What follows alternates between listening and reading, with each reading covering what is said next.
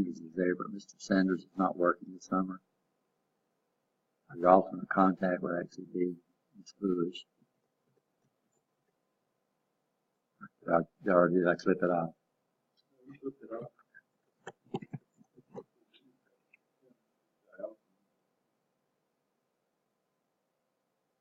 So Allison is working.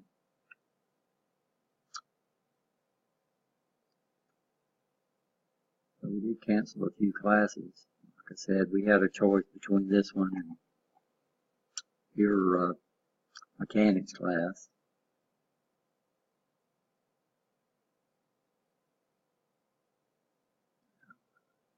Since the mechanics class comes up again in the spring, that's when we decided to cancel that one.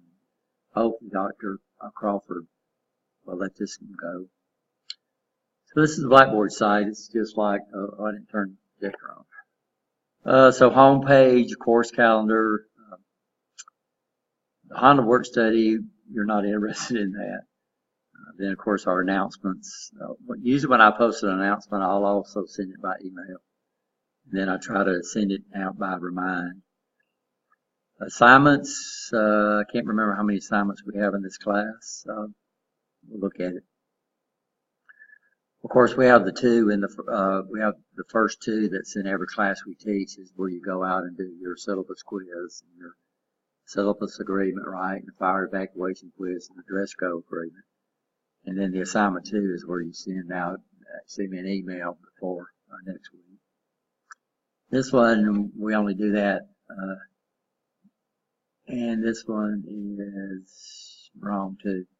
In this class, what we do is we only have 2 tests. We have a midterm and we have a final. And then the rest of it is lecture-based and, of course, lab-based. There's a lot of lab in here. So it's a predominantly a lab class. And of course, the intent of this program is to learn about the Siemens PLCs. And we'll be using a programming application called Total Integrated Automation, or what people call TIA. It's the TIA port. We'll compare that. We'll start off looking at, go back and reviewing the RS Logic software and what's required just to get ready on that one. And then we'll let y'all play around with learning how to install the TIA portal onto a computer. Just get you used to installing these big applications on computers. And of course, setting up the license agreement. Y'all seen those before. RS Logics established their license over the internet. So RS Logics, you have to have access to the internet on the computer that you install an application to verify your license. So you enter the license number and then it connects to the internet and makes sure that's a legal license to you. Siemens uses a dongle or a little, it looks like a USB memory stick, and that's what it is, but it's got the license on it. So when you install that application, you have to put the key into your computer, and then into one of your USB drives, and then put it on your computer. You still have to have it on the computer. That way you don't have to run the key in there all the time. The simulation software that we have for the Motorman, the key has to be in the computer all the time. That you're using the application. It don't have to be in there if you're not using the application. So on that software, you can install the application on 100 computers if you want. In fact, you can install the application off the internet. They'll give you the application for free, and then they sell you the key for about $2,000. So we guard those things. And there's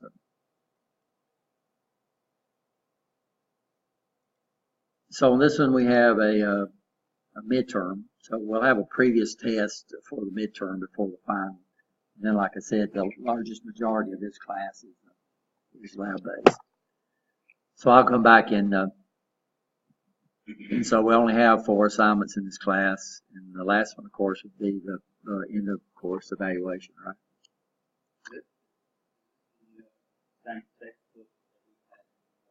this class has no textbook. There is a, yes it is, I'm sorry. When we talk about networking, so the only thing we really look in that book is the networking section. So here we've got to learn, in fact, what we'll do is we'll actually start out learning a little bit about networking and what we call Ethernet IP. And then so understand what's going on there. Anybody know what an IP address is?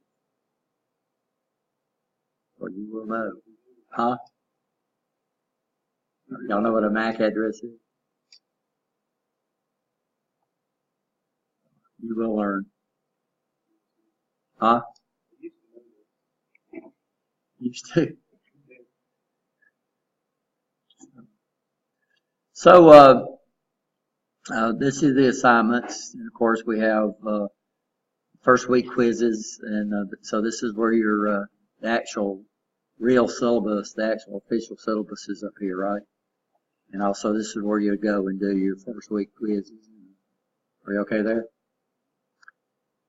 And then, of course, content. So there's not really in here. We do have that chapter in here, the PowerPoints for that chapter on networking in there. So we'll go back and look at that. And these should be swapped around. So we'll talk about networking before we talk about troubleshooting. And then a reference material. So this is where we can go in and look at the PLC manuals that we'll be dealing with. So in this, what we're going to be dealing with here, of course, what we're doing is we're going to take, when we bought the Festo manufacturing line, we specified Allen Bradley PLCs. So most of your, so Festo will either put Allen Bradley or Siemens PLCs on whichever one you prefer. Of course, we chose Allen Bradley PLCs because Allen Bradley is the predominant PLC in the United States. In fact, when we chose the manufacturing line, I don't know of anybody in our service area that was running Siemens PLCs. But since Mercedes has come to town, most of your companies now are German-based companies, and of course Siemens is in where? Their main, Siemens PLCs, but Siemens is basically, their main headquarters is in Germany. Now they're spread out over the world now like Rockwell is, but their main place is in Germany. So Siemens is a German PLC. So since Rosa has moved in, since Mercedes has moved in, then a lot of the companies like Rosa, when they came into town, they are a German company too. So of course they brought in German Siemens PLCs. And also a lot of the tier one, or the other companies that moved in here, that basically develop work cells and stuff like that they're using the Siemens PLCs too. So we've got a big influence of Siemens PLCs into our service area. So that's why we decided, even though Allen Bradley is still the predominant PLC in the United States, in our service area basically is a mismatch. So if you went into Flexengate it uses Allen Bradley PLCs because they don't do work cells and stuff like that. Now when Mercedes first came into Alabama, they used Allen Bradley PLCs. And why? Huh? Yeah, it was common over here, and there was a lot of people out there that already understood Allen Bradley PLCs. And so they came in, they used Allen Bradley PLCs, and they used FANUC robots. And why did they use FANUC robots? Because the FANUC was the major robot inside the United States. So they wanted to bring in and have already people trained in these things when they brought in their company. Now, of course, what's happened over time is they've integrated over to Siemens PLCs for one thing, is they want all their plants to be the same, which means it's going to be a lot easier to maintain spare parts and all that other kind of stuff. So what they did is they shifted over to Siemens PLCs, and then they shifted over to ABB. I think ABBs are in their paint line, and then the KUKAs are in their assembly. So the KUKA does all the welding and all the heavy lift stuff. So the Siemens PLCs that we're going to deal with is the S7 1200 series. In fact, the version that we're using is what we call a 1214C. And we're going to learn how to program. We're going to take the program. So in this class, we're not going to create programs to run the line. And what we're going to do is we're going to take the programs that were written for the Allen-Bradley PLCs, and then we're going to rewrite them for what? Siemens PLCs. So we're going to convert the programs over. So we'll have to learn a lot. And so what we'll do is we'll use the same tags and everything that that Allen-Bradley came up with. We will switch some things around because of the difference between the PLCs, right? You understand? So we'll have to do some things there too. So this is our programming manuals here. So we'll refer to these every once in a while. And then, of course, probably over in the Allen-Bradley section is where we'll actually see. I will print off. We got 5 people in the class, and it's got a good chance of making guys because of the rows that's part of their apprenticeship program. But I can't guarantee the class is going to make it. It's up to Dr. Crawford. We send in our argument to Dr. Crawford. He's the Dean of Instruction. And it's ultimately up to him to decide what classes make and what classes don't make. But I got a good feeling about the class. So we're going to treat it like it is going to make.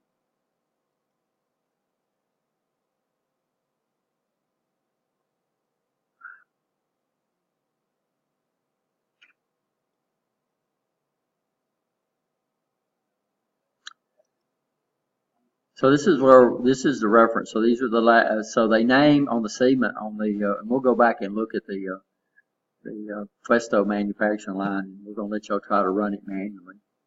So, which is always interesting. But it's split down into 9 modules.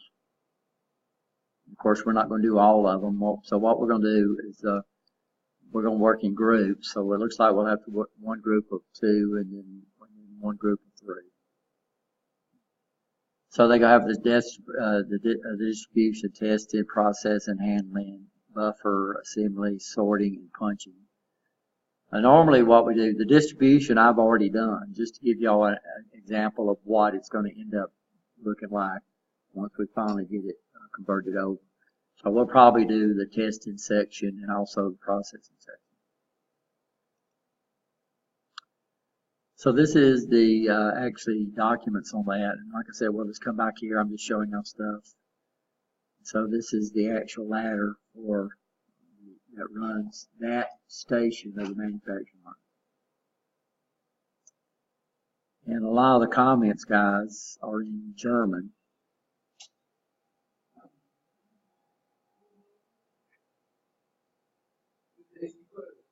Nope. AC? Let's see what room is it scheduled? AC? Okay. We're going to have to move y'all. But that's okay. Just go over there. We'll do it in a minute. Y'all like being moved around, right? You see a lot of the comments up here. They're in German. Anybody here can read German? Kurt's over there shaking his head. But it's also got English in here. So when we do our English, when we do our comments, we'll use the English portion of it, not the German portion. So this is the ladder diagram that runs just that station right there. Pretty good program, right? So we're going to have to learn some stuff. So I think none of y'all have had advanced PLCs, so we'll have to touch on some of the stuff we're doing in here.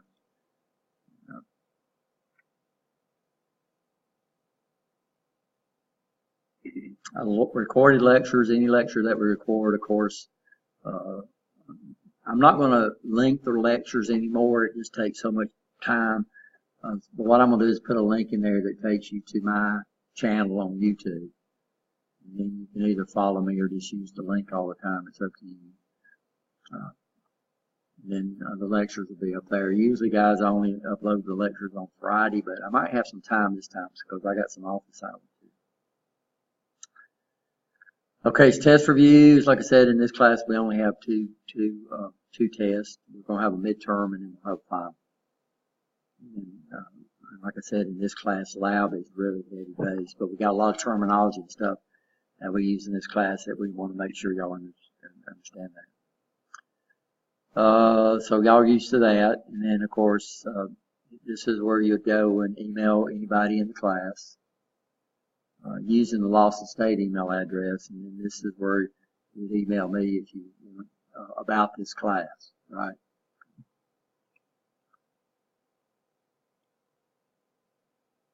Did you get a...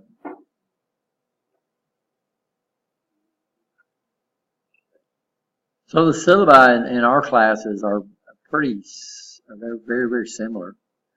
The only thing that basically changes is, of course, the course description, the textbook. The prerequisite, by the way, is no longer, I need to change that too. The prerequisite we've changed to 194. And why we did that is that we had one of our students last time we taught the class that didn't have 196, and we let him into class because there wasn't anything he could take, and he did fine. Huh? 194 is Intro to PLCs. 196 is Advanced PLCs. So Advanced PLCs is the class where we learn about compare instructions, sequence and instructions, all these other kinds of stuff that we have. No, not anymore. We've changed it. We changed it to 194. And like I said, we had one student last semester that did fine in class. We let him in with 194. And it makes it easier to schedule too, because 194 makes a lot more easier than 196 does. Because 196 is not a required course. So 194 is a required course in the AUT degree. But 196 is an elective in that degree. Which means you don't have to take 196. You got to take 194, but you don't have to take 196. So it just makes it easier to make this class. And like I said, the other student did fine. Is this class required? No, it's required by you. It's an elective. It's an elective. This is one of the classes that Rosa decided that their students need to take. So to get introduced to the thing, to get used to just playing around with the Siemens PLCs, and also the TIA portal.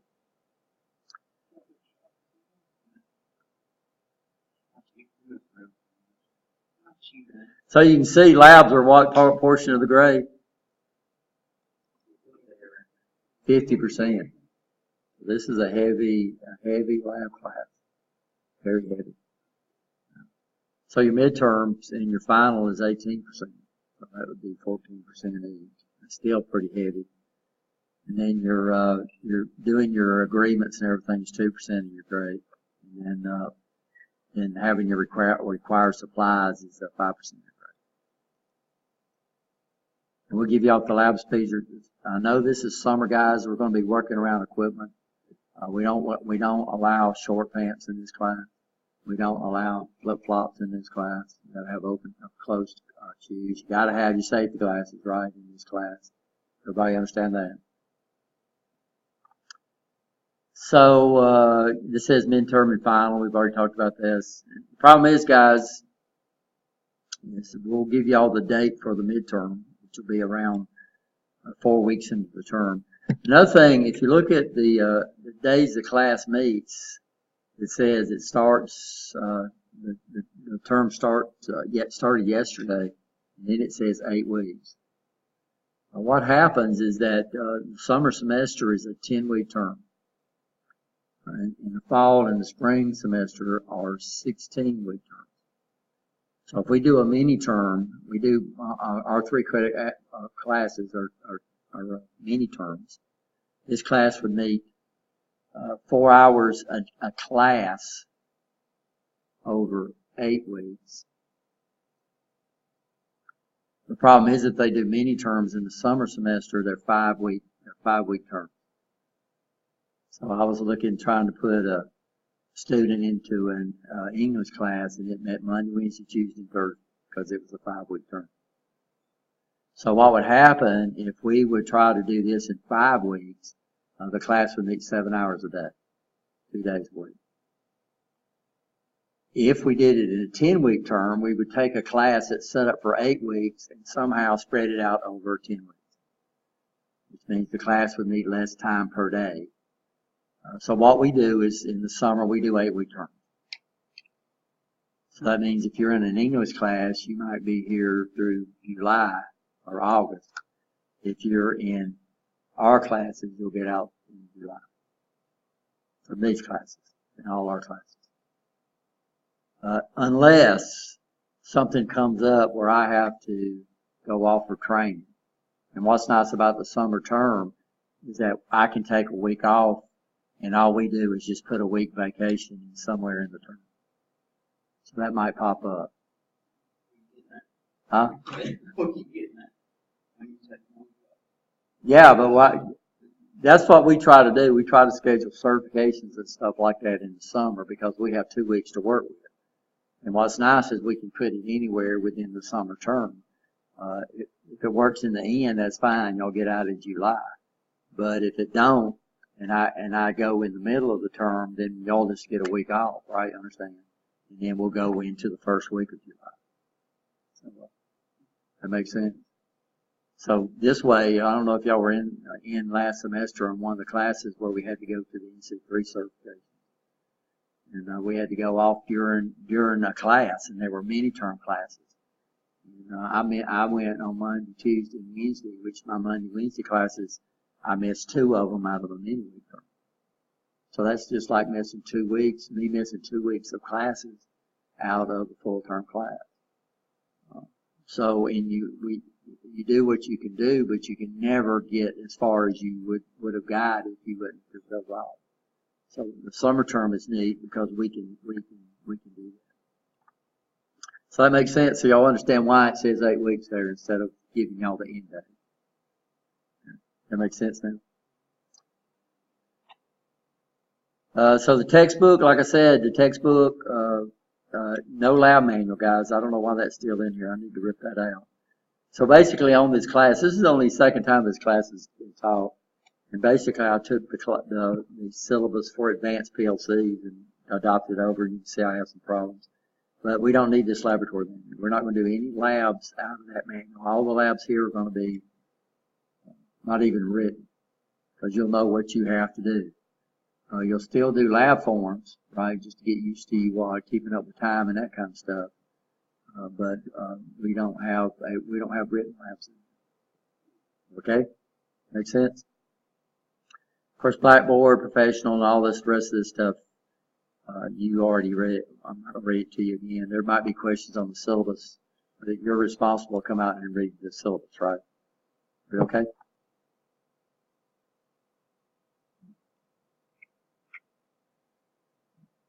Oh, they won't do that.